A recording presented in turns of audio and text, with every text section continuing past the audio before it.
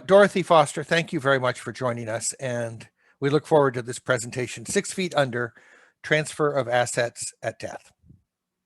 Thanks, Reed. I will be using the words death and dead.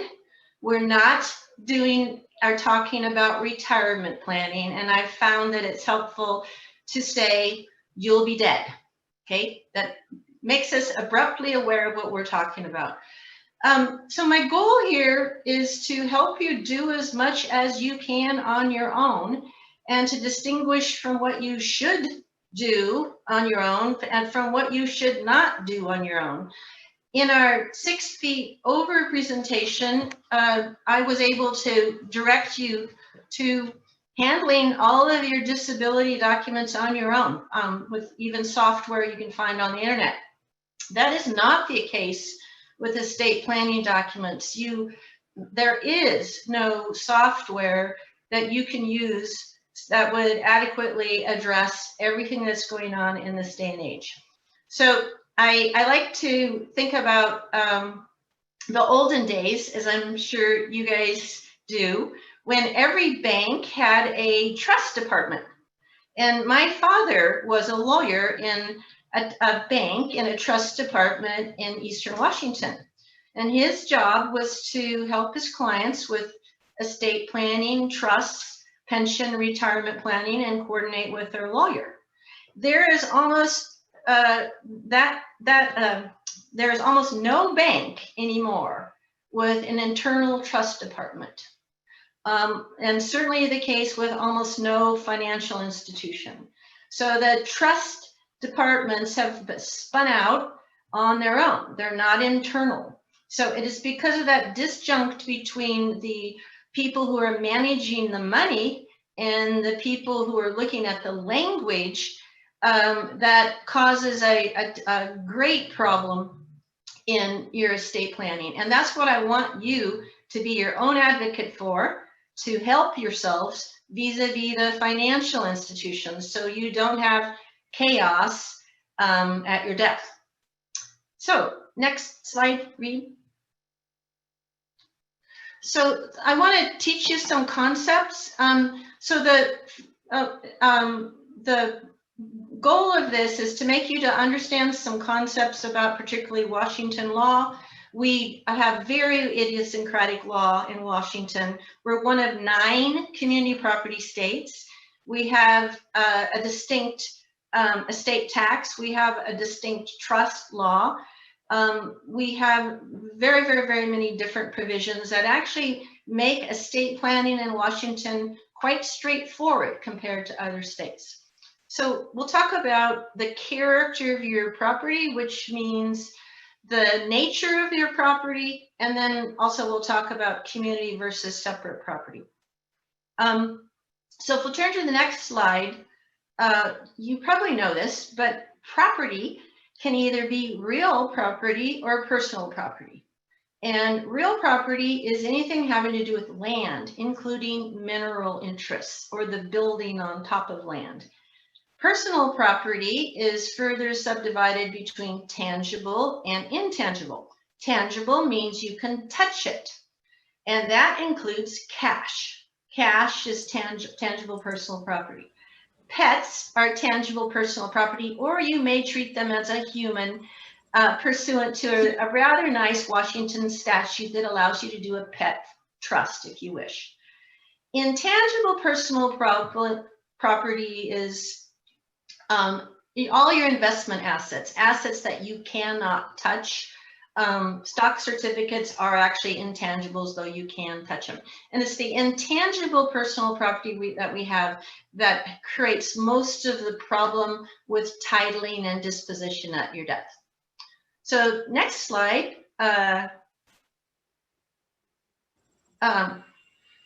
Addresses the first problem. The first problem is who owns the kind of property you're talking about. So we'll talk about separate versus community property in a bit, but you need to understand that the title of your property is the first thing you're going to need to know when you go to your lawyer to do your will or trust or community property agreement. So real property, intangible personal property, and cars always have title.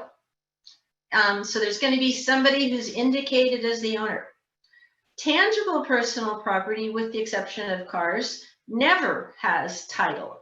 And tangible personal property is a huge problem regarding who owns what if you're in a second marriage with children from a prior marriage who remember the particular family heirloom that's living at their stepmother's house now.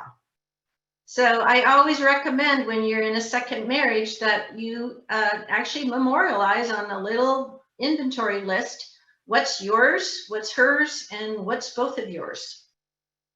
Because then we know which of those assets pass under the will of the pass at the first death.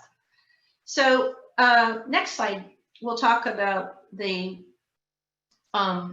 financial assets and in more detail about the real property. And so this is why I'm hoping you have copies of these slides. So when you're married and you buy a home in one of the 9 community property states, the realtor is always going to title it community property. And the words we use in our state are either the words husband and wife or married couple. And that means that each of you owns the property 50-50. If you buy real property with somebody you're not related to, then the title will be tenants in common. So the point is, 2 people's name on title doesn't mean anything at all. And if you own some real property with just your name and somebody else's name on it, that needs to be corrected. It's not clear what the terms of the ownership are. Real property can also, according to some statutes and some states, including ours, be titled joint tenancy with right of survivorship. That's an inherent beneficiary designation. So not only do you own the property together, but it will pass at the death of the first of you to die. You'll see the words tenancy by the entirety, and that's for people, those of you who have come from other states. That's a concept used in non-community property states for a husband and wife to be able to own property as if it were community property.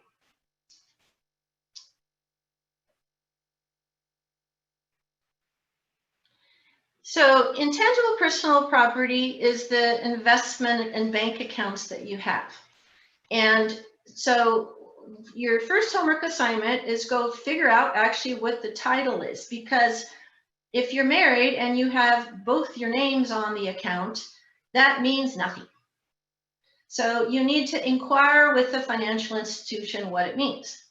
So generally, it's going to have an underlying meaning on their records that means either joint tenants without right of survivorship or joint tenants with right of survivorship. So joint tenants without right of survivorship is the same thing as tenants in common. Half of the, or some portion of the asset passes under the deceased owner's will. The other portion is owned by the surviving owner. If it's titled joint tenancy with right of survivorship, which 99.9% of bank accounts will be titled these days, it means that the asset is owned 50-50 by the you 2 owners, and it will pass to the surviving owner at death. So the joint tenancy with right of survivorship is a very frequent title, and it creates problems, and I'll talk to you later about how to correct those problems. So if you came into my office asking about how to acquire title and you're married, I would tell you to use the words community property, and those are options with all financial institutions, even if some of them tell you they have no idea what you're talking about. Because if I want you to title your investment property, unless other than a small bank account, community property with those words. So both your names, community property, not joint tenants, not joint tenants with right of survivorship. So we'll explain why. Tangible personal property on a car.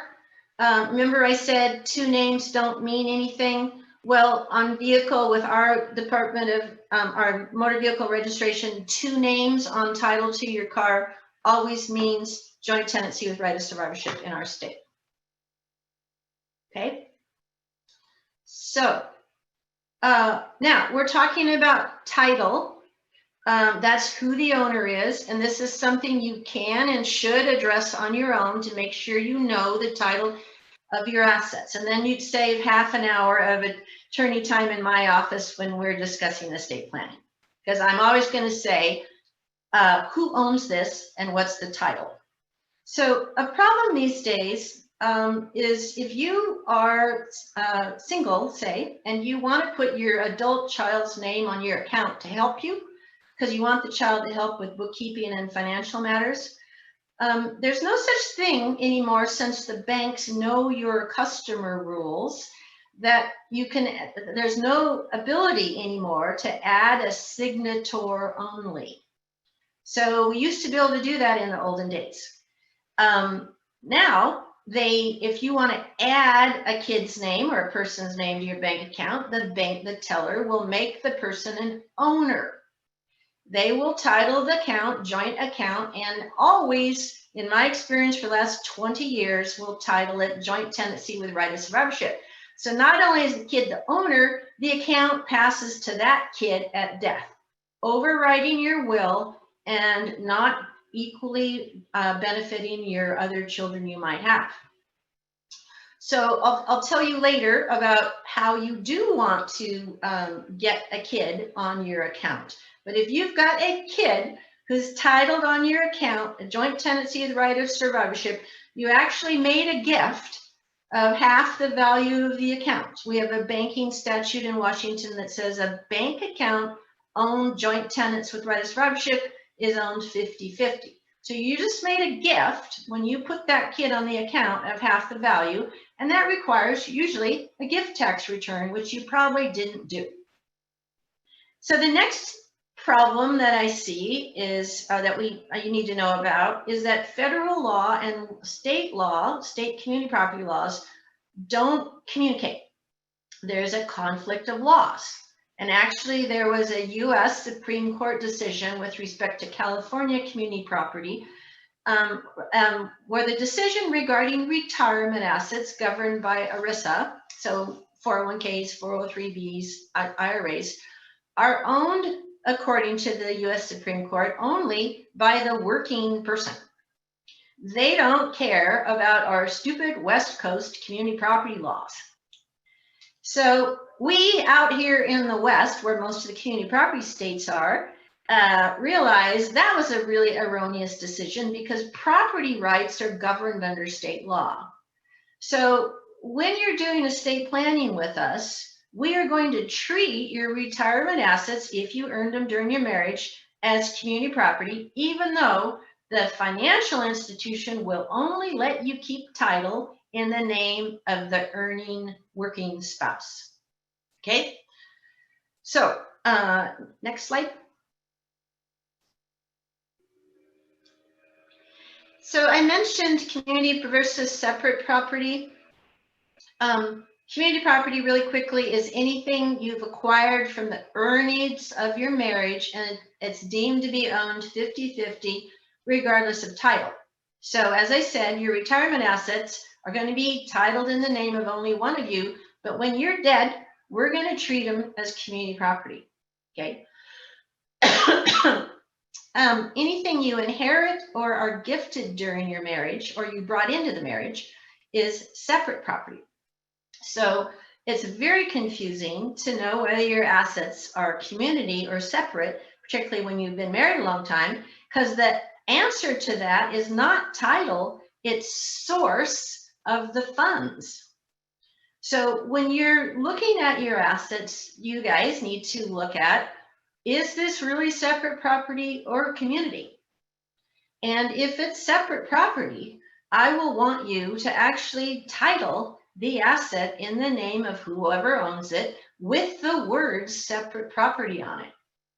So that means in a financial institution, Mary Doe owns the account, And they don't have a little box you can check for separate property. So you ask them to put on the memo line, just an extraneous line in the titling of your account, separate property.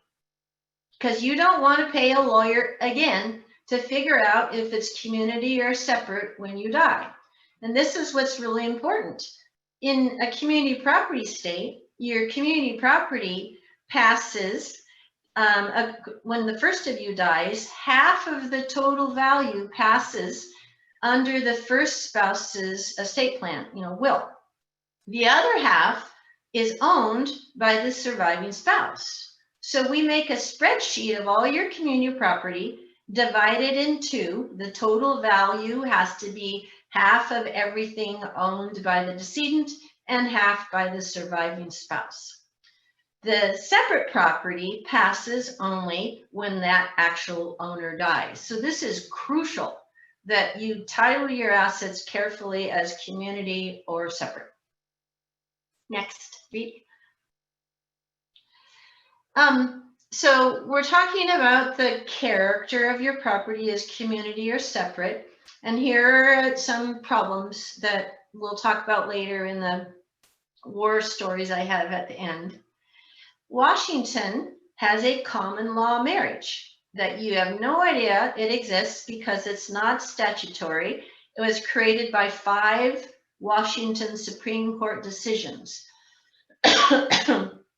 So our justices decided that if somebody's been cohabiting for, say 3 to 5 years, particularly when one of them is dependent upon the other, if they should separate as kind of a divorce, or one of them should die, the other person has a right to characterize and claim all the earnings of their relationship as community property.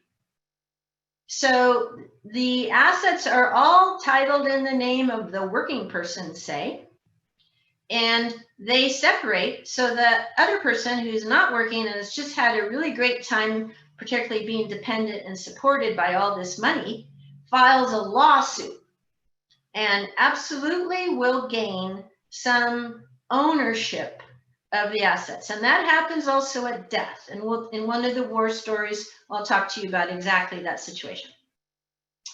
The other trap for you to know about, it's not trap, but it's a nice statute, but people ask me this all the time. What if you were working in Connecticut and one of you was working and the other one was taking care of the kids? So all the assets are titled in the working person's name. And then you move out here in a community property state. What happens?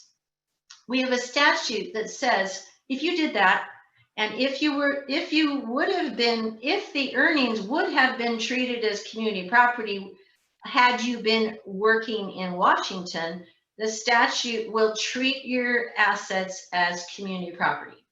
Both of these character traps are called quasi-community property, where somebody will assert something somebody will assert there's a community property ownership. Okay, next, read.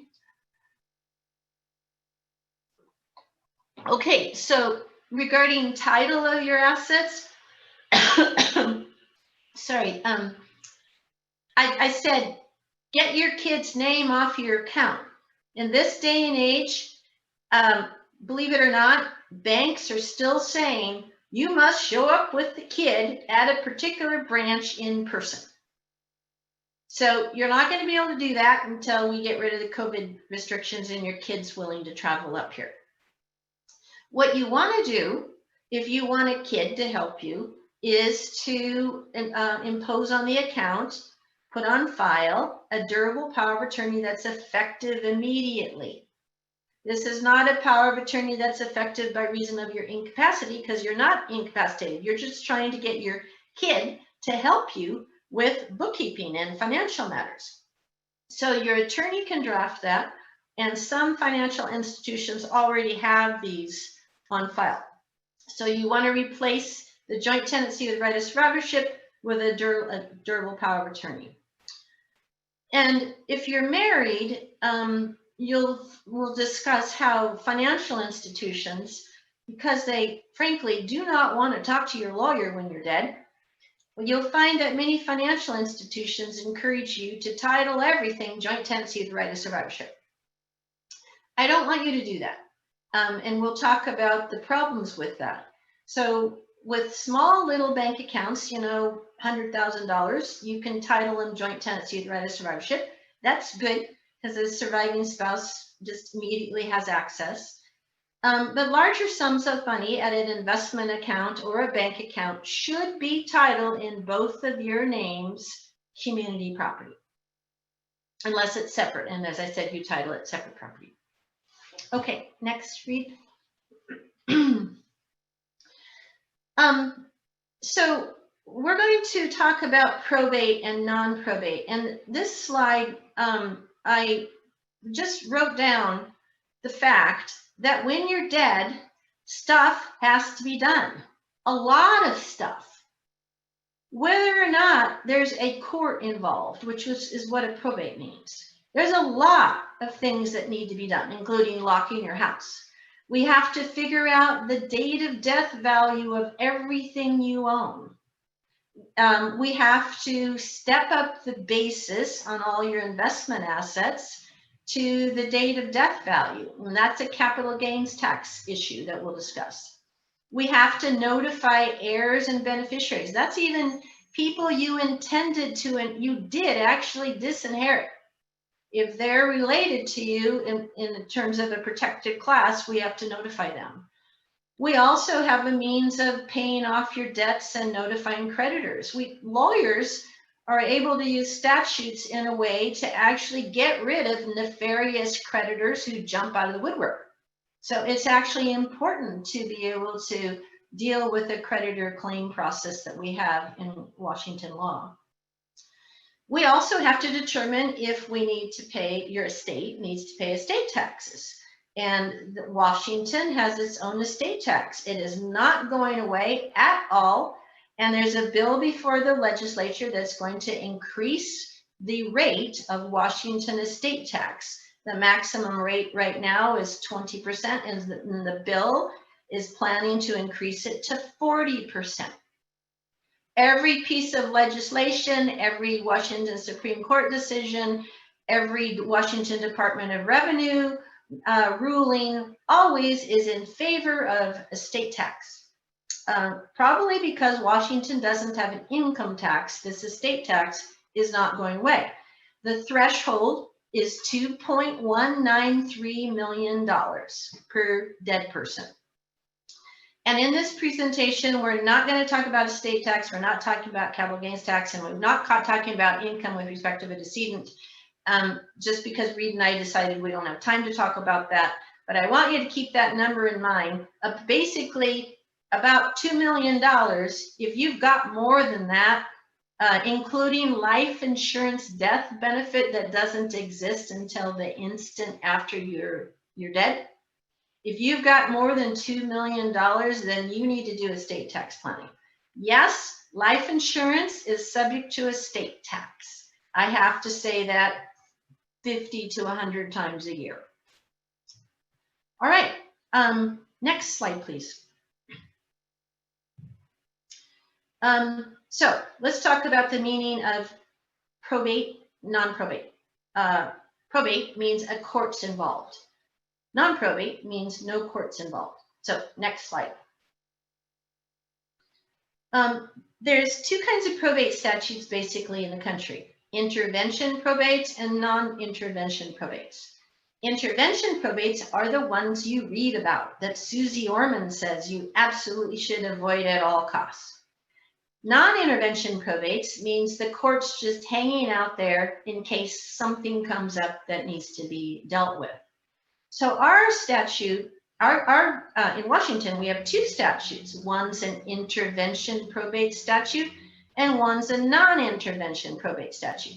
So that's when you're thinking about drafting your own will from Rocket Lawyer, don't do that. Because the only way to be able to opt into the non-intervention statute is to actually point to it, declare it, and opt into it in your will.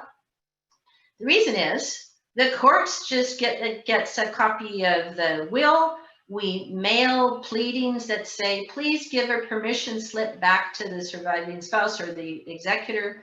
And the court does nothing at all. And we just tell the court we're done. So that non-intervention probate is very inexpensive, very straightforward. It's basically the courts are trusting the family to do the right thing. In my office then, the actual cost of a probate is about $1,500 of legal fees. There's nothing to the cost of a probate. So that's the basic thing to understand. You live in a good state with a nice non-intervention probate statute. So probate looks at a will if the decedent wrote a will. And there's also an intestacy probate. That's when the decedent didn't write a will. So there's some myths about this. There are states back, old states on the East Coast that say if you die without a will, we, the state, get all your money. That is not the case out here in Washington. And I'll explain our intestacy statute later. But if you die without a will at all, the court's going to be involved. It's not really more complex, actually, than probating an actual will. Non-probate documents are many. There's the first two there, community property agreement and revocable living trust, must be drafted by an attorney. The other documents are pieces of paper hanging around on the account of each of your assets that you may not know about. So I'll describe each of these assets, these documents in the next slides.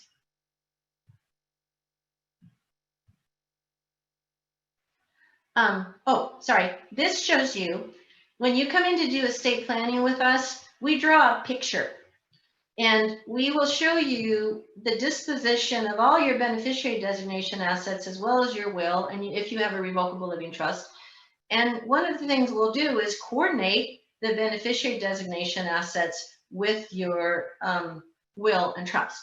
So when you go in to see your attorney, make sure you know each and every and all of your assets that pass by beneficiary designation outside of your will. So we'll discuss those.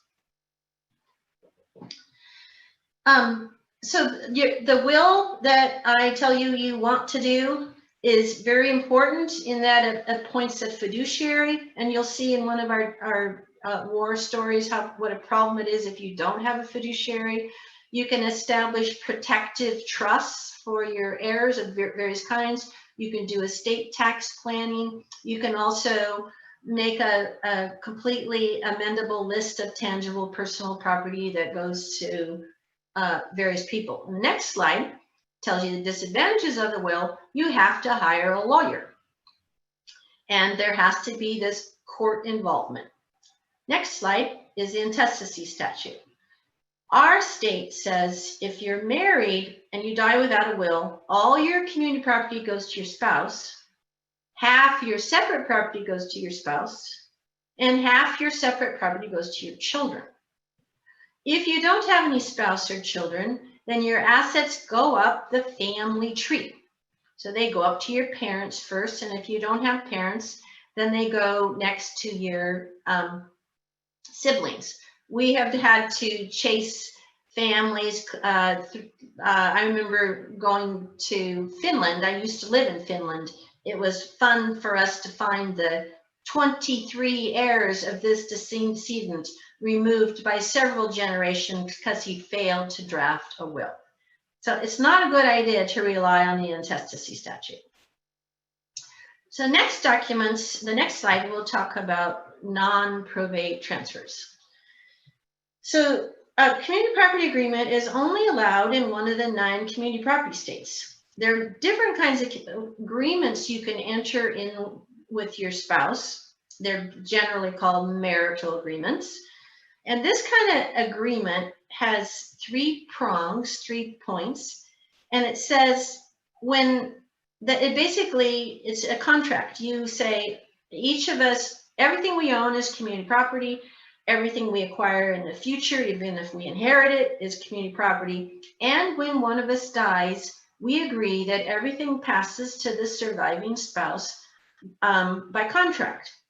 And this contract overrides the need to do a probate. So all we need to do is record the community property agreement and the death certificate on the real property, hand it to all the banks and financial institutions, and we're done. The reason we're done is that it transfers all the assets to the surviving spouse. It's not a good idea if you guys together own more than $2.193 million, because the surviving spouse dies of a broken heart a month later and ends up with a taxable estate. So community property agreements that you might have lying around back when you did them in the 80s are very powerful documents. And you might have a taxable estate right now and you need to revoke that community property agreement. If you don't have a taxable estate and you're happy to have everything go to your spouse and you know you're never ever going to have more than $2.193 million, absolutely you want to, both of you, enter into this community property agreement. And you of course will have wills to address what happens on the second death. Next, revocable living trust is our next non-probate transfer. This is what Susie Orman, I like Susie Orman actually, she says good things, but revocable living trust is actually a titling trick to avoid the fact that when you're dead, you have assets in your name and these expensive statutes kick in. So if you own property in one of the sunny states, Arizona, California, anywhere you wish you were right now, or maybe you are, you absolutely want to avoid probate in those sunny states. They have expensive probate systems, same with Hawaii. So the way lawyers have helped you get around these probate statutes is using trust law. So there are many, many, many kinds of trusts. A trust is a relationship. It's not an entity. It's a relationship among three parties. The trustor, sometimes called settlor, sometimes called grantor, is the person who puts the assets into the trust. The trustee runs the trust, and then there are beneficiaries who get the use of the trust. So revocable living trust is a kind of trust that's revocable, and meaning you can get rid of it whenever you want. You do it during your lifetime. It uses your Social Security number, so there's no separate tax return. But the trust happens to say who gets the assets in the trust when you die. So it's a will substitute. So if you come to me to do estate planning and I find that you're keeping your home in California, we absolutely will keep it in a revocable living trust, or maybe draft a new one for you. In California, a lawyer like me gets a 7% cost cut of your estate, no matter what I do. And the executor gets another cut. So revocable living trust is absolutely essential if you have assets in an expensive probate state. It's also something we use if you're worried about undue influence. You just want a trustee or a co-trustee around. We might do a revocable living trust to pool all of your assets just so you feel safe from the future caregiver or your ne'er-do-well brother. Next slide, please. So the following slides address pieces of paper on file with your financial institution that will override your will without you knowing it. So the first we've already discussed, and we can just go on. It's a joint tenancy with right of survivorship, and it avoids all of the capital gains tax planning and overrides your will. Beneficiary designation is a term we used to use only for retirement assets, those governed by ERISA and IRAs. They're essential. In other words, you absolutely must do proper beneficiary designations for retirement assets. And that's only because of the way the law is written. The required minimum distribution when you're dead becomes due almost right away if the retirement account passes to nobody, or it just defaults to my will. It'll go to your estate. It'll pass into your will if you don't list anybody. So that's a big income tax hit to your estate. And estates pay, yes, estates have income tax while they're being administered, and they pay tax at a very high rate. It goes up to 39% very rapidly. So there's a very bad idea to have a retirement asset without a beneficiary designation. The problem is that the beneficiary, you often don't get help with the beneficiary designations forms, and each asset you have and each company has its own form. Lately, they want you to do it online, fit what you want within 32 characters, and check a box and put in the person's social security number. But that's not going to work very well if you, like the rest of us, want to do something like, first of all, provide for your spouse, and secondly, provide for your descendants, where if one of your children predeceases you, the grandchildren step up into that child's share.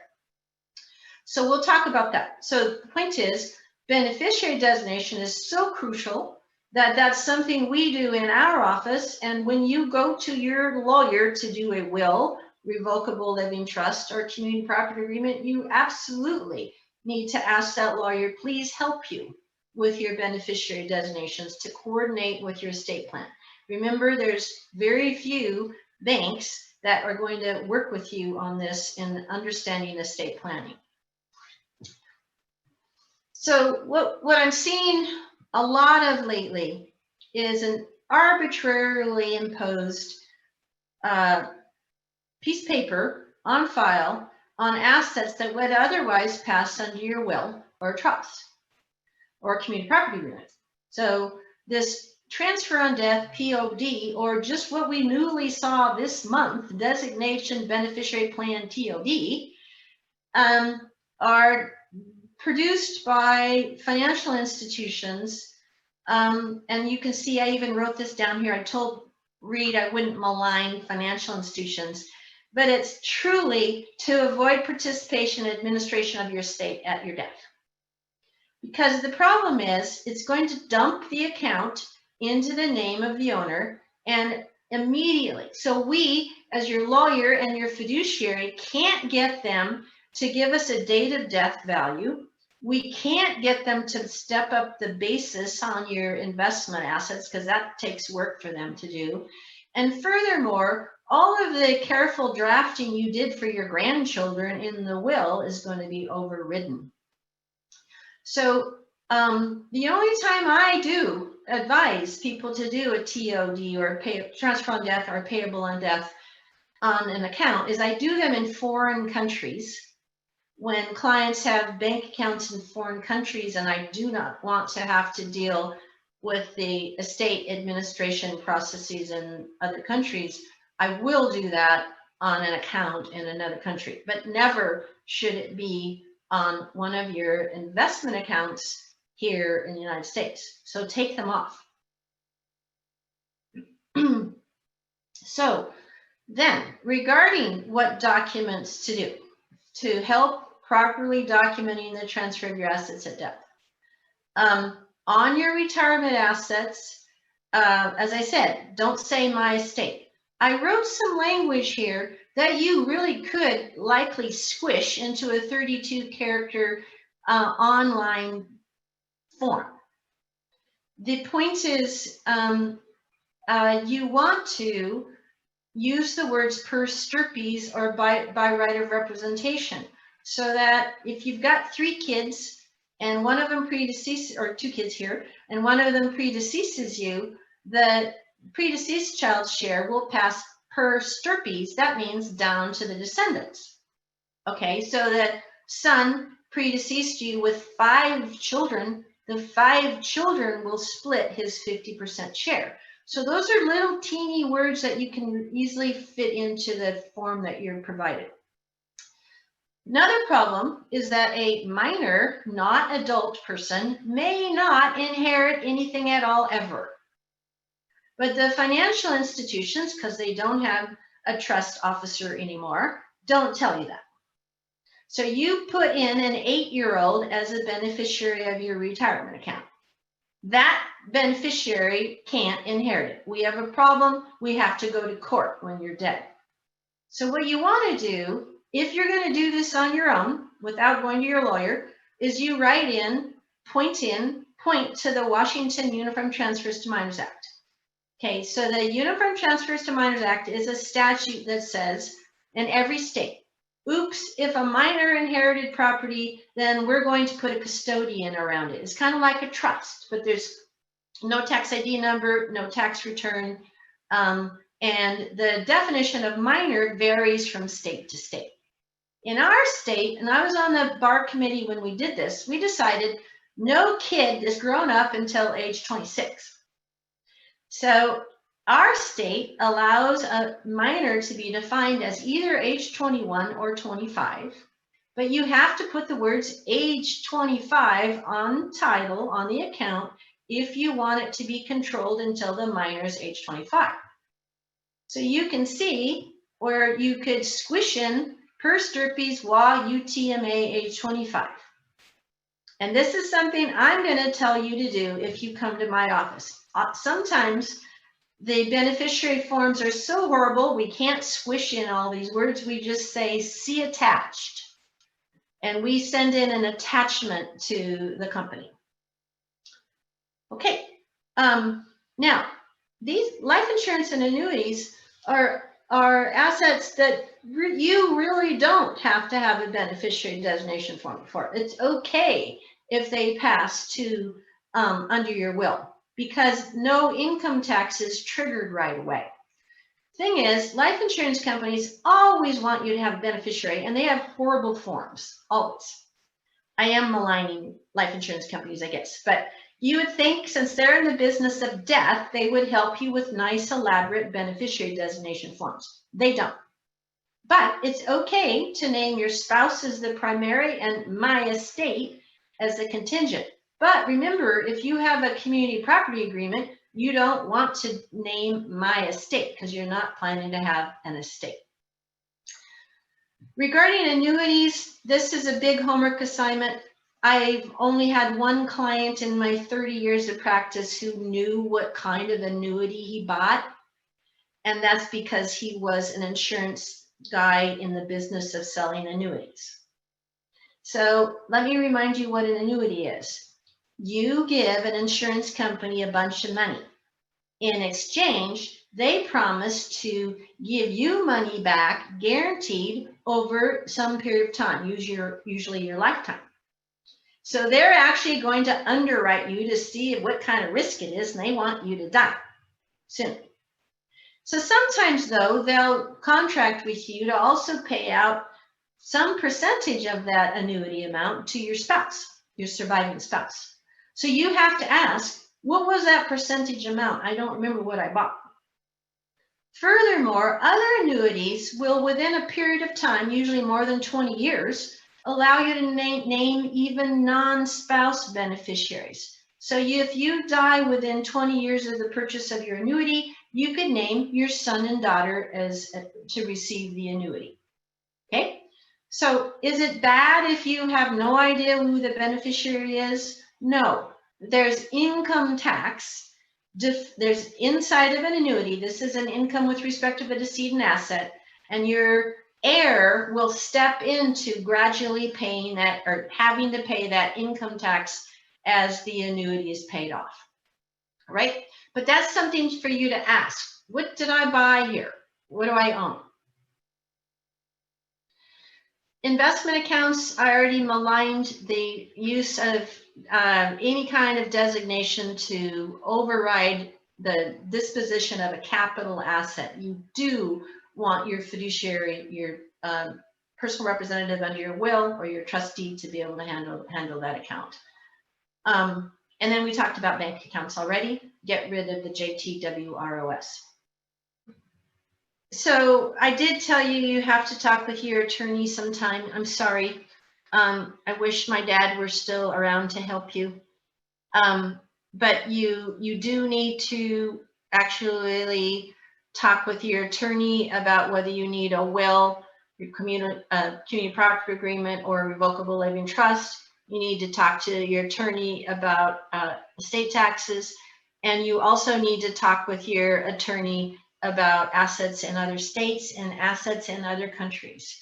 But you guys will be prepared when you go into the meeting. You'll know what you own and how it's titled, and if there's a beneficiary designation on a particular asset. Okay, great. So we were just discussing that you were going to be carefully looking at your title, arguing with your spouse about what you own, looking around for any hidden transfer on death documentation, and you're going to go to an attorney to talk about doing your probate transfer documentation. And I also suggest that you get that attorney to help you coordinate your beneficiary designation with your entire estate plan. So this story is the first matter we're dealing with right now, where a woman, surviving spouse, elderly widow, failed to administer her husband's estate when he died several years ago. So their house is still titled in both their names, and there's lack of title insurance. She, by doing nothing at all, failed to get the basis stepped up on all the securities to the date of death value. So she was afraid to sell any of her Procter & Gamble stock or anything she'd owned forever. And then she was really a smart person, so she decided, having read something in Art magazine, to avoid probate. But the very bizarre thing is, I'm not sure if it was her idea or her financial institutions, because we have 3 slides here showing how different financial institutions, to help her avoid probate, titled her assets in different ways. And so we're going to go to slide 33, that's bank account title and non-probate transfer. Okay, so she has a son and a surviving son and a deceased son, and the deceased son had 2 daughters. So she has 2 granddaughters, and she died with $6 million. So that means she's subject to Washington estate tax. And even though I told you I promised I wouldn't talk about estate tax, all she needed to do to avoid Washington estate tax was give away by gift her all but $2 million of her assets. But she never went and talked to a lawyer. She did have a will from the olden days that did pass her assets half to her son or the descendants of a deceased son. But look at how all of these different financial institutions titled her assets with the goal of not talking to lawyers when she died. She died with not a single asset being subject to her will. All of her accounts failed to be governed by her will. So the local bank had titled it payable on death to the son. Banks have cash in them, so there's no capital gain tax problem, but the son inherited everything and the granddaughters got nothing. Another bank was titled mom and son joint tenancy with right of survivorship. So you know what that means. We have actually a banking statute that says, well, they own 50-50. He owns half of it, but it all goes to her, to him when she dies. So half of the account is included in her estate for estate tax purposes. Granddaughters are disinherited again. Another bank, mom or son joint tenancy with right of survivorship. That means exactly the same as mom and son joint tenancy with right of survivorship. Local credit union, mom and son joint tenants. So remember, that means it means not with right of survivorship. So that means some percentage of the account is owned by her and some by him. And as soon as she put his name on title, she created a gift. If it was more than $15,000, she should have filed a gift tax return, but I'm sure she didn't. But we have to inquire into that. So there's no statute, since this says joint tenants, addressing the percentage ownership. So we don't really know who owns what, but we do know, though, that of her percentage, whatever it is, the granddaughters are going to get a portion of that. So the son will inherit from the mom's half, and he'll own his own half. Next slide. This is how she chose to title her investment accounts. Stock in a local old retail company that everybody used to own in the olden days. Mom and son, joint tenants. Again, she puts them on title, that's a gift, and we have no idea who owns what. And we know, again, same as with the bank account, that part of it passes under her will and is included in her estate for estate tax purposes. And we're going to have a real problem with the retail company. Actually, they refused to talk to the fiduciary, the personal representative, the executor. And so we can't get them to give us a date of death value, and we can't get them to step up the basis on the account, so there's no capital gain. And because there's no fiduciary here, they just said, nope, it goes to the son. Next, same retail store, but she held stock certificates. Luckily, she couldn't mess up title with stock certificates. They were just in her name, they sat in her safe, they all pass under her will, and they appropriately pass half to her son and half to the granddaughters. And yes, we can get the retail store to step up the basis to eliminate all the capital gain on these very old shares. The next one, I forgot to neutralize the words Amazon and computer share, because this is an actual estate we're administering, so I apologize. No offense to computer share or Amazon. But computer share was holding stock, the Amazon stock. They're not investing it, just holding it for her digitally. She titled her name Mom and Son Joint Tenants TOD. I have never seen this in 30 years of practice. It's sort of like trying to make it joint tenants with right of survivorship, but nobody really knew what to do, knew that there was such thing, I guess. So it basically creates the what did she own problem. What is entitled to a capital gains basis step up? What's the estate tax exposure? But anyway, everything goes to the son. Granddaughters are disinherited. So that was a bad choice. And the next is a $5 million brokerage account. She titled it just in her name. And this, in terms of this designation beneficiary plan TOD, I had never seen this before in my life.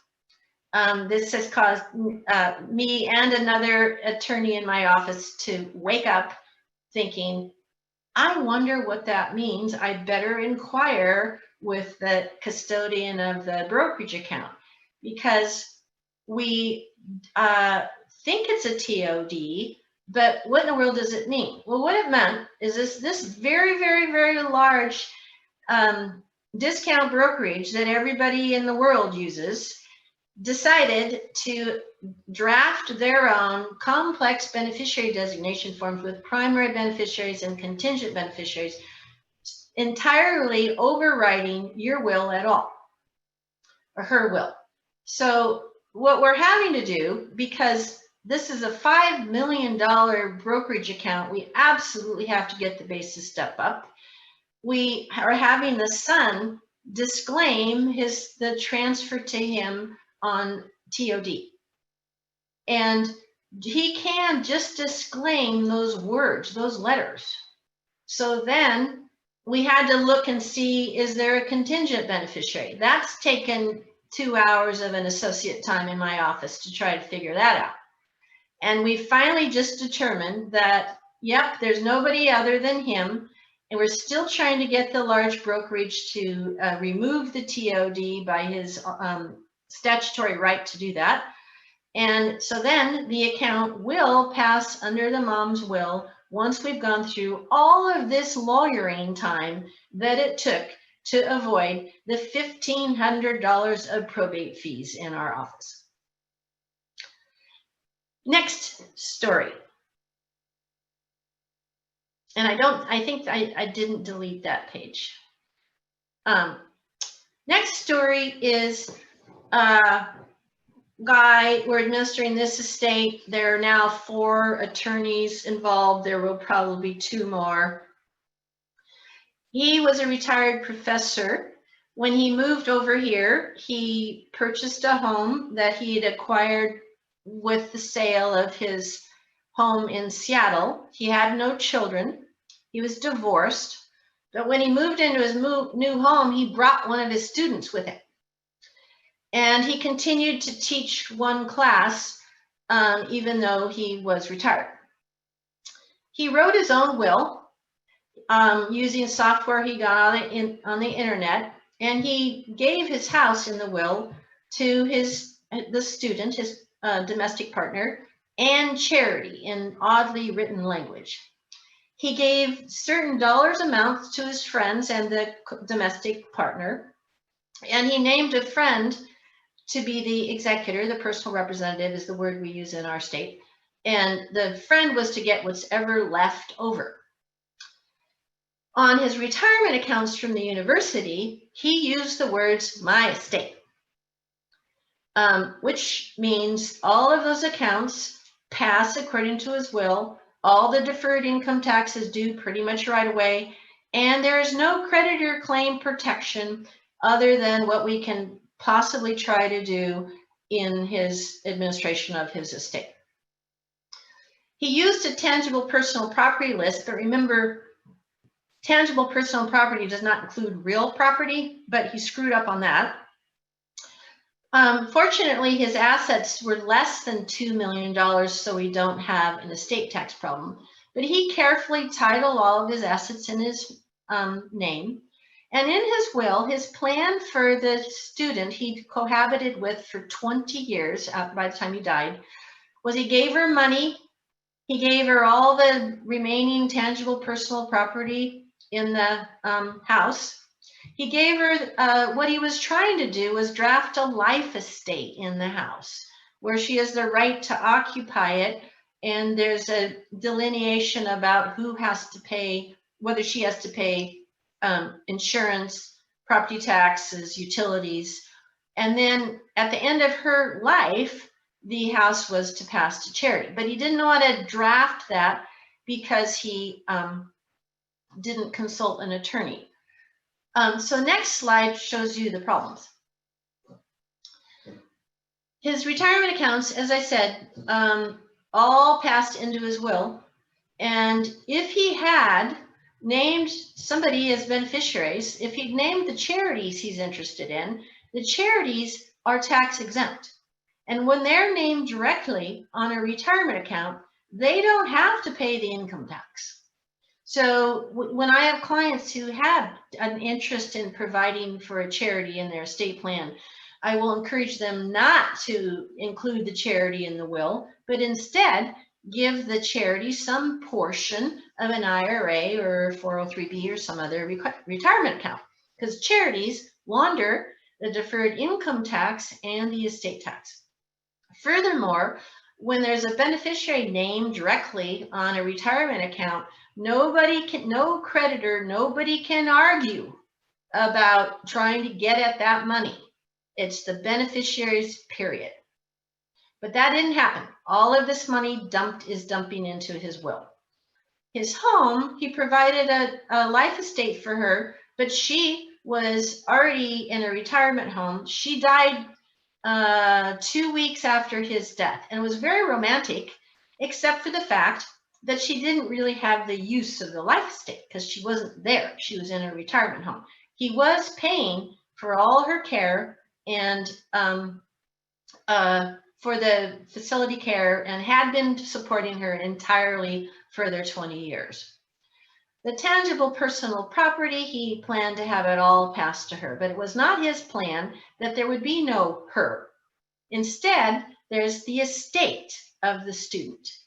And the estate's executor hired a lawyer, a litigator, who just filed a claim in the estate for, you guessed it, committed intimate relationship, claiming an interest and ownership in the decedent's assets that he carefully titled in his own name. And so we have to, when that happens, we have to hire a trial attorney also. So we have to associate with a litigator. The charity is going to have to get a litigator.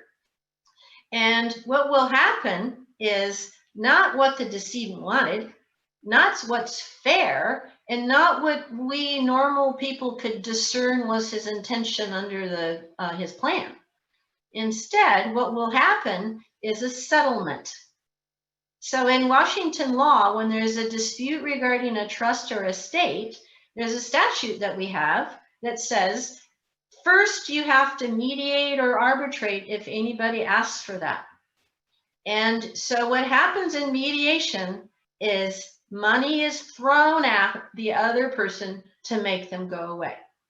So this student didn't need the house, didn't need the tangible personal property, but her heirs under her estate are going to try to get what they can up to half of absolutely everything he owned. And that was not his intention. So this just to summarize, please go figure out what you have. Don't get in a fight about it.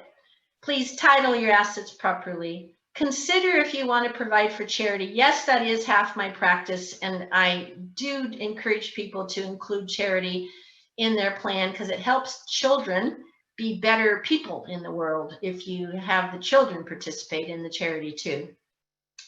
And do talk with your attorney about all the different kinds of trusts you can possibly do, and certainly ask your attorney to help you with the very complex financial beneficiary designation and documentation. So that's it. I'm sorry I went over. I think that was, I mean, you said what had to be said, and that's wonderful. And I think that you probably saved us a lot of pain and agony by telling us what we need to do before we go talk to a lawyer, making our time there more valuable, and maybe clarifying in our heads what it is we want, which is a real challenge. And also think about the fact that things may not be the same when we die as they are today. So I tell my clients they have to die within 5 years. It's super hard to think way ahead. And we keep digital versions of the will and ping people every 5 years. So it's important not to try to think about everything at once. Yes, and one of the things that was asked in the earlier question about, or the earlier session that we had about 6 feet over or whatever, being alive and trying to figure out how to manage your final years, is that although laws change and there are a lot of things we can do on our own, one of the reasons that you might consider hiring a lawyer is that it's somebody to look in on you and consider whether it's something to be, there's something there that needs to be updated, because things will not be the good old days forever. In fact, they are no longer the good old days, as you just told us. We have a few questions that have come up, and I'd like to pose them to you. One person is asking about regarding ownership of a home, sisters versus married couple. So there are specific rules and laws applying to people who are considered intimate partners. What about family members that you might be sharing ownership with who are not your married partner? That's a great question. I see a lot of co-occupancy, multi-generational families, ADUs being built. One of the real estate attorneys on the island is even enabling the sale of an ADU. So it's great to share your resources with your family. when you're talking about a home, if you and your sister are putting all of the money in up front, so there's no need for a bank to co-own your home with you, in other words, no need for a mortgage, then on title, you should put both your names and the percentage of your ownership actually on the deed. But the problem is that most of us need to have a bank help us out buy one of these expensive homes around here. So to you, your sister, and the bank. So in that case, you need to not try to express a percentage on title because it's going to vary depending on who's paying the mortgage. So you would title your name to you and your sister tenants in common, TENANTS in common. It's silent regarding percentage ownership, so you'll have to keep your own records about who put in how much money at the beginning, who's paid for the DAC, who has been paying on the mortgage. And we do this all the time. It's a great thing to do. Just keep your own internal records. Yes, we have to rely on your own records when one of you dies. Okay. Is the estate tax on amounts over 2.1, what was it, 2.193? Yes. So real quickly on Washington estate tax, I was on the estate tax committee of the Bar Association when our legislature created it. They refused to talk to our committee. They made a huge mistake. They incorporated the federal estate tax from the year 2006 into Washington law. They failed to incorporate the federal gift tax. So there is no gift tax in Washington. Further, the federal combined gift and estate tax exemption right now is huge. It's 11.7 million that each of us may use as kind of a credit in the sky. So what you need to do is, if you realize you can get by on $2 million for the rest of your life, absolutely give anything above that to your heirs in whatever way you want to do it. We can do it in protective trust. And yes, you have to file a federal gift tax return, but so what? You're not going to be paying any tax. So this huge loophole is deathbed gifting avoids even having to file. I don't even have to tell the Washington Department of Revenue that my client just gave away $7 million. So the question was, if the estate tax applies to anything that is over, or is it the whole quantity? Like, let's say I have 3 million. Does the first 2 million go tax-free, and I'm just paying estate tax on the final, or my estate is paying estate tax on the final 1 million? It's the 2.193, which is, we're stuck at that number because of a interpretation problem, is the filing threshold and the tax threshold. So I'm super excited when I'm administering an estate and it's worth 2.15. I don't even have to do anything. Then the estate exceeds that number, the rate is graduated. It starts at 5%, currently goes up to 20, it's going to be 40. Okay. I've heard using an irrevocable trust to avoid a chunk of estate tax. How does the irrevocable trust avoid estate tax? I think you talked about that a little bit. Yeah, so when I said fling away $7 million, I said you could do it in a protective manner. Most of us don't want to suddenly turn our heirs into Paris Hilton. So you can give them the assets in a trust. And there's an irrevocable trust means it's a completed gift, so it's out of your estate. And you can even have the beneficiary be the trustee. But yes, irrevocable trusts work great. And that, do financial institutions notify beneficiaries upon death? In other words, no, they don't. Do they have an obligation to let a beneficiary know? No, not at all. As I said, they don't have trust departments. So generally, my advice, and every other attorney in this business will tell you, Don't tell the financial institution your spouse just died, because they'll freeze the whole entire account. They don't like dead clients.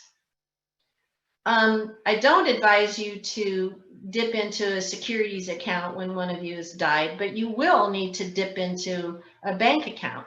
And I've even known some banks to freeze a joint tenancy with right of survivorship bank account just because one of the people died.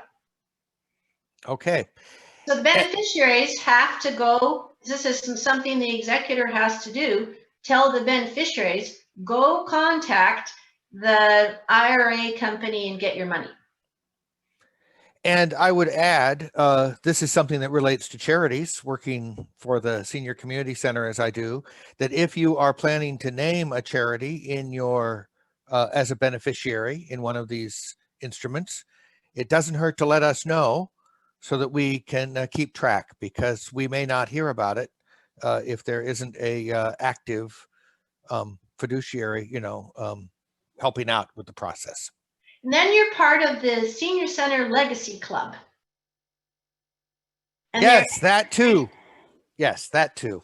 They invite you to tea once a year, right? That's right. And we're gonna have tea indoors before you know it. Anyway, thank you so much for your time. One final question. It looks like somebody is jumping in here after a bunch of thank yous and applause. What's the maximum amount that you can gift your children a year, and what is the best way to do it? I'm so happy you asked that question. I'm actually going to put it on our website. We just hired a new young attorney, and I need to announce her existence, but I can't tell you how many times I have heard from clients, and these are people who are paying for my time, who have been told, oh, I can only give my recipient $15,000 a year. And that's so not true. That is the threshold for not having to file a gift tax return. Meaning you can give somebody under 15,000 and you just ignore it. If you're married, you can give them 30,000, you just ignore it. If they are married, you can give them 60,000 and just ignore it. But my point is, you absolutely want to make use of your current $11.7 million federal gift and estate tax exemption now, before that legislation, by the way, goes away in the year 2025. That exemption is going to be at least halved. So if you are considering making gifts, make big gifts. Make them in some kind of conscious way. You can make a gift where your person is given an annuity and the remainder goes to charity, like the Senior Center. And that's a really good win-win for everybody. It's also a way to launder, while you're alive, the capital gains tax. So that's called a charitable remainder trust. So we have all kinds of ways to help you make gifts, but I really want you to understand that this is the year to make big gifts. Maybe next year too. We don't know if the Biden administration will change the law. And also, if you decide to give your kids $15,000 a year every Christmas, that really wrecks Christmas. It creates an expectancy interest every year. They expect the $15,000 again, right? Good advice. Thank you so much, Dorothy. I really appreciate your time. You're welcome. Thank you for your time and your expertise and sharing it so willingly. You're very welcome. Stay alive, everybody. Okay. Thank you very much. I don't know why I always get on the left side.